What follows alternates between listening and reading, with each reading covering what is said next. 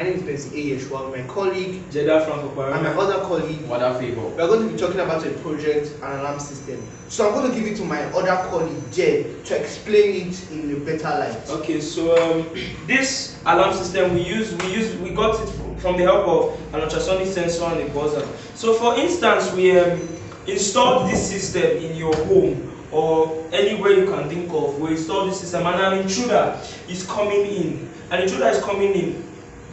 The system will alert you and notify you that someone is there. Then if he passes, you notice the sound system has gone off. If he comes again, you notice the system is alerting you again. We can also program it that the sound system will keep on making noise, making sound until you come down and put it off or you catch the intruder. We can also use a light system to notify you that an intruder has walked in. This can be used in your banks, your homes, anywhere at all, as long as you install it, and as long as you install it, it will work.